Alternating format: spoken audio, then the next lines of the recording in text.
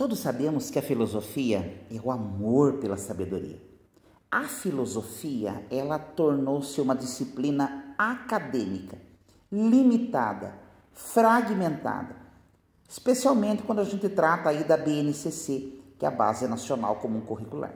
É um documento federal de caráter normativo, definido na Lei de Diretrizes e Bases da Educação Nacional, que é a Lei 9.394, lá de 1996, e a BNCC praticamente erradicou a disciplina filosofia do ensino fundamental e do ensino médio.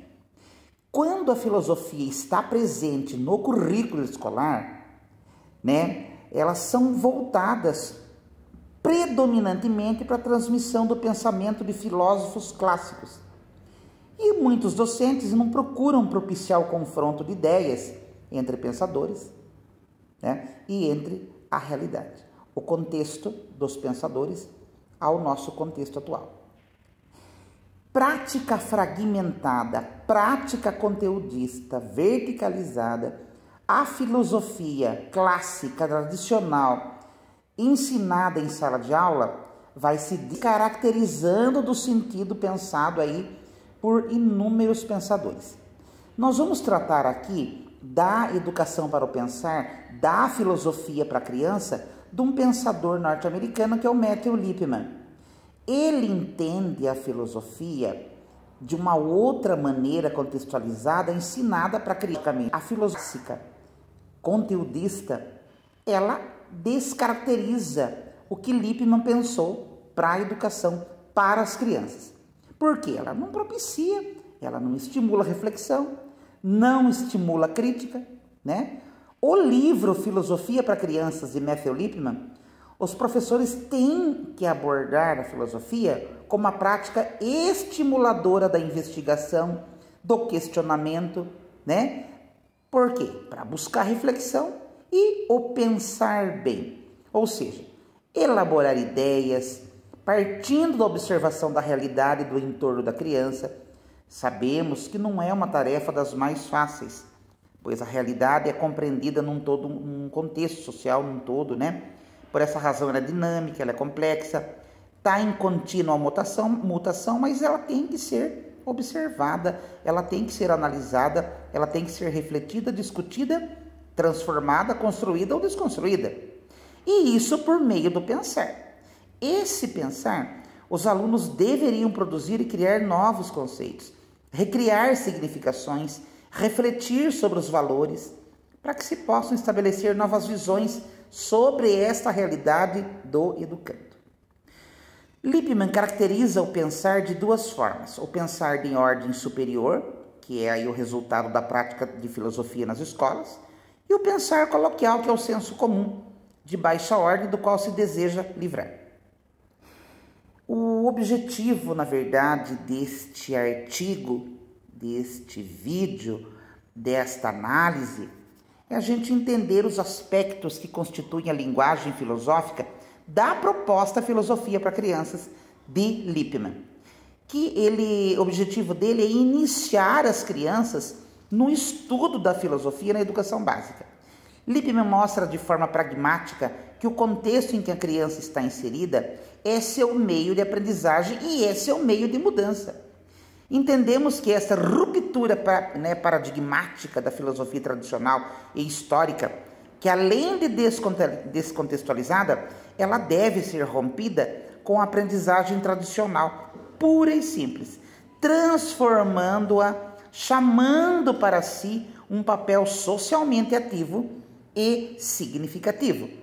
Essa atração entre filosofia e as crianças é natural. As crianças nascem curiosas em um mundo lotado de informações que são imprescindíveis para a aprendizagem do meio em que a criança está inserida.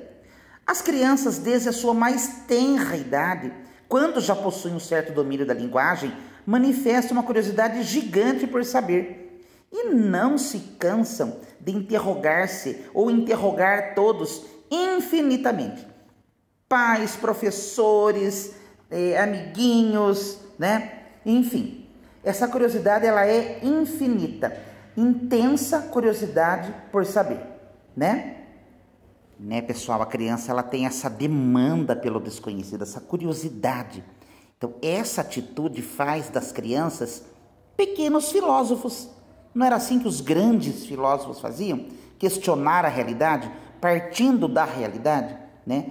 Desde que os docentes e todo o entorno da escola construam conhecimentos com a criança, ela se tornará pequena filósofa, né? Por quê? Partindo da curiosidade, né, que ela já tem.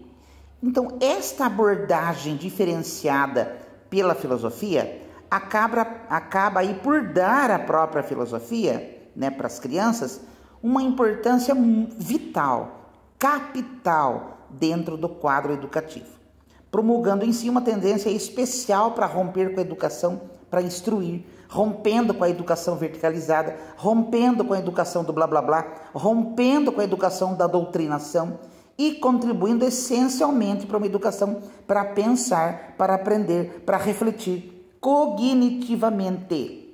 A sociedade, ela precisa, e cada vez mais, de pessoas que amem o saber, e começa lá com os pequenos filósofos.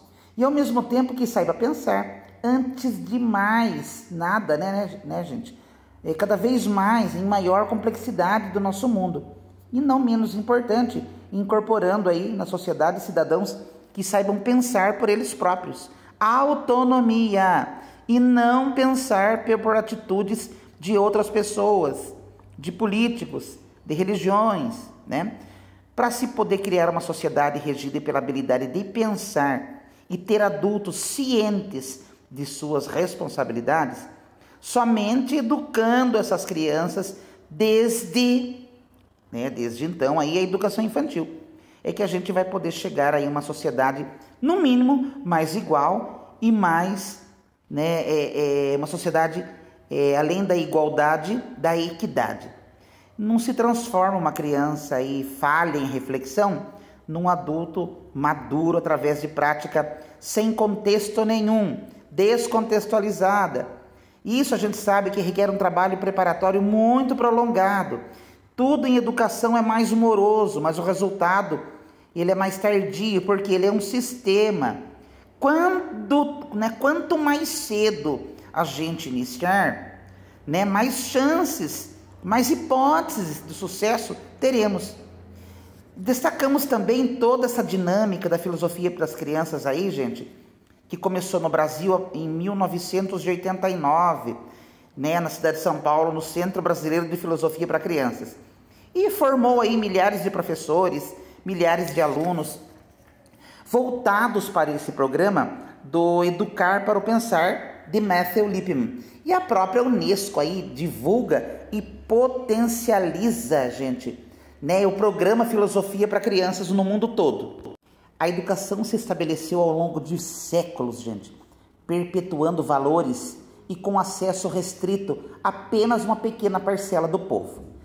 Depois da Revolução Francesa, a educação ela passa a ser disseminada em larga escala, o objetivo aí de consolidar o poder e os valores da classe que ascendia ao poder, que é a burguesia.